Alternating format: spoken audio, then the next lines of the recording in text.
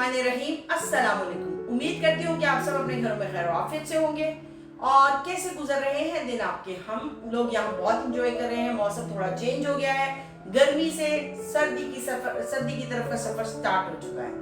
बस अब और थोड़े दिन है तो उसके बाद सर्दी शुरू हो जाएगी। बट हम दुआ करते हैं पाकिस्तान के लिए, जहाँ पे बहुत ज्यादा फ्लड आया हुआ है, बहुत ज्यादा सैलाब है। अल्लाह पाक सबको अपने हिफ्ज़-ओ-मान में रखे, ज्यादा से ज्यादा हमें उन सबकी मदद करने की अल्लाह पाक तौफीक अता फरमाए। आप सबसे भी रिक्वेस्ट करूंगी, जो जहाँ पर जिनकी हेल्प कर सकता है तो प्लीज आप उन लोगों की हेल्प जरूर करिएगा। चलते हैं आज के वीलॉग की तरफ, और उससे पहले आप सबसे रिक्वेस्ट करती हूँ कि प्लीज फातिमा वीलॉग को सब्सक्राइब कर लीजिए, बेल के बटन को प्रेस कर दें ताकि आने वाली तमाम वीडियोस बआसानी आप तक पहुंच सकें। और रेसिपी पसंद आए तो फ्रेंड्स एंड फैमिली के साथ शेयर कीजिएगा। रेसिपी क्या है? रेसिपी बहुत मजेदार है। जाती जाती सब्जी हमने पकड़ ली है ताकि आपको बनाकर हम दिखा सकें। हमने ये रेसिपी एक बार तो बनाई थी, बट दूसरी तरह बनाई थी। आज हम दूसरी तरह बनाने वाले हैं, वरना ये सब्जी बहुत जल्द हमें अलविदा कहने वाली है। और उसका नाम है करेले गोश्त। आपको पता है करेले गर्मियों की सौगात है, तो बस अब यहाँ मौसम बदल रहा है तो करेलों का सीजन जा रहा है, तो उससे पहले क्यों ना हम ये रेसिपी आपके साथ शेयर कर लें। तो आ जाइए मिलके बनाते हैं करेले प्याज। कैसे बनता है मेरे घर में, आ जाइए। तकरीबन हमने 1 kg के करीब करेले लिए हैं, और उसमें हम ½ kg मीट डालने वाले हैं, ½ kg गोश्त है, ½ kg ही मैंने टमाटर लिए हैं, और 2 मीडियम साइज की प्याज है जिसको हमने कट कर लिया है जुलियन स्टाइल में। लाल मिर्च है 1 टीस्पून, और ½ टीस्पून पापरिका पाउडर है, 2 टेबलस्पून के करीब लहसुन अदरक का पेस्ट है, 1 टीस्पून हल्दी है, ½ टीस्पून जीरा पाउडर है, और तकरीबन 1 टीस्पून ही नमक है। नमक मैं इसमें एक साथ नहीं डालूंगी क्योंकि करेलों को हमने नमक लगा के रखा हुआ था, तो उनमें भी नमक होगा, तो इसलिए नमक हम चक्कर और टेस्ट के हिसाब से डालेंगे। तो चलते हैं। हम इसमें तकरीबन ½ कप से थोड़ा ज़्यादा ऑयल डालेंगे, क्योंकि जब हम इसमें ज़्यादा ऑयल नहीं ऐड करेंगे, क्योंकि हमने करेले भी जब फ्राई करने उससे भी ऑयल ऐड हो जाएगा। मैं बताती हूँ। सबसे पहले हम लहसुन अदरक का पेस्ट ऐड कर देंगे, और इसको हम थोड़ा सा फ्राई करेंगे।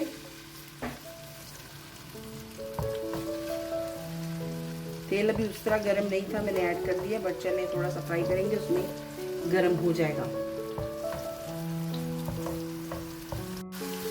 लहसुन अदरक देखिए फ्राई होना शुरू हो चुका है। इसमें हम गोश्त ऐड कर देंगे, गोश्त को हम थोड़ा सा फ्राई कर लें, और फ्राई करते में हम इसमें थोड़ा सा नमक ऐड करेंगे। मैंने 1 टीस्पून नमक रखा हुआ है, लेकिन इसमें से मैं फिर थोड़ा सा नमक इसमें ऐड अभी करूँगी, और इसको हम अच्छा सा फ्राई कर लेंगे।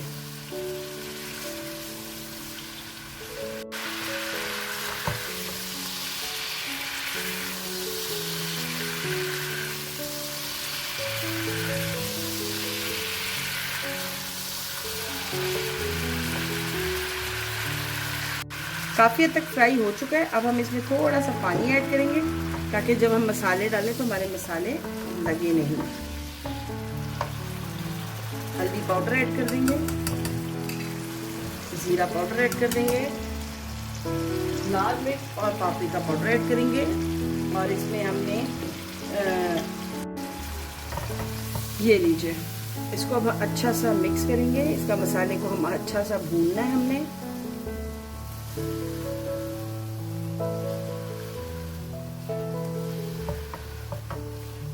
ये देखिए हमने मसाले के साथ अच्छा सा गोश्त को भून लिया है। अब इस पॉइंट पे हम इसमें टमाटर ऐड कर देंगे सारे, और इसको वापस से अच्छा सा भूनेंगे।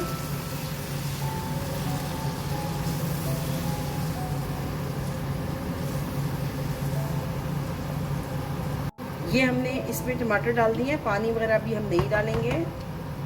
इसको उबाल आने का वेट करेंगे, इसको कवर करते हैं ताकि हाई फ्लेम पे उबाला आ जाए। मीनवाइल मैंने ऑयल गरम करने रख दिया है, जिसमें हम प्याज और करेलों को फ्राई करेंगे। मसाला टमाटर को उबाला आ चुका है। अब हम इसकी फ्लेम को स्लो कर देंगे ताकि ये अच्छा सा गोश्त इसमें गल जाएगा। फ्लेम को इतना स्लो कर दें कि बस ये हल्का हल्का सा स्लो आंच पर पकता है। ऑयल गर्म हो चुका है। अब हम इसमें 1 बाय 1 करेले ऐड कर देंगे। میں تھوڑے دنوں سے بھی کریلے فرائی کرنے والی ہوں، اور بس اس طرح ہم سارے کریلے فرائی کریں گے۔ یہ دیکھیے کریلے تقریباً ہمارے ہو چکے ہیں، میں نے یہ فرائی کر کے رکھ لیے تھے، اور بس یہ لاسٹ والے کریلے ہم فرائی کر رہے ہیں، اور اس کے بعد میں ان کریلوں کو بھی اسی طرح اس میں شامل کر دوں گی۔ مین وائل ہمارا گوشت بھی ریڈی ہو چکا ہے، یہ دیکھیے، اور اب ہم نے اس کو بھوننا ہے۔ بھوننے سے پہلے ایک کھانا پکانے والے چمچ کا میں اس میں دیسی گھی ایڈ کروں گی۔ یہ ٹوٹلی آپشنل ہے، کیونکہ مجھے پسند ہے، میں اس لیے ڈال دیتی ہوں، اور اس کو آپ نے اچھا سا بھوننا ہے مسالے کو،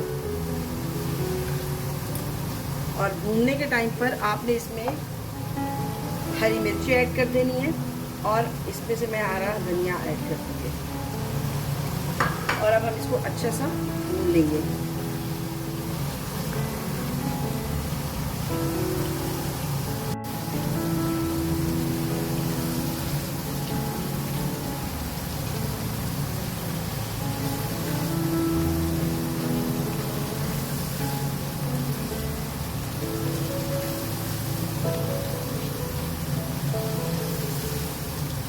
یہ دیکھیے ہمارے کریلے سارے فرائی ہو چکے ہیں، اب ہم اس کو نکال کے باقی کریلوں کے ساتھ ہی رکھ دیں گے۔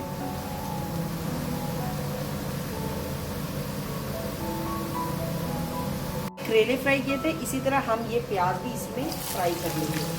پیاز میں نے ساری ڈال دی ہے، ہم نے 2 میڈیم سائز کی پیاز دی تھی، اس کو ہم اس میں اچھا سا فرائی کر لیں گے۔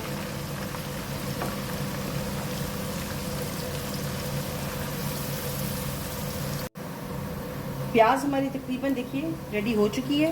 اس میں پہلے ہم مسالے میں کریلے ڈال دیتے ہیں جو ہم نے فرائی کر کے رکھے ہوئے تھے، اور ساتھ ہی فلیم آف کروں گی میں، اور یہ جو پیاز ہے یہ بھی ہم کریلوں کے ساتھ ایڈ کر دیں گے۔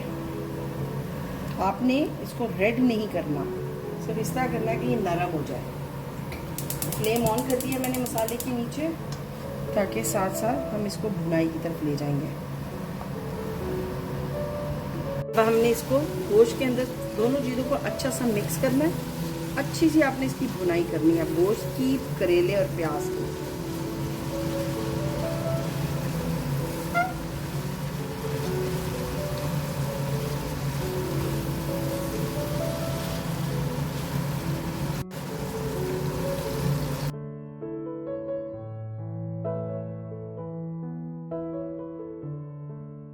ابھی ہم اس کو صرف 5 منٹ کا دم دیں گے، اور کھانا ریڈی ہے۔ فلیم کو میں نے سلو کر دیا ہے، اور اس کو ہم نے کور کر دیا۔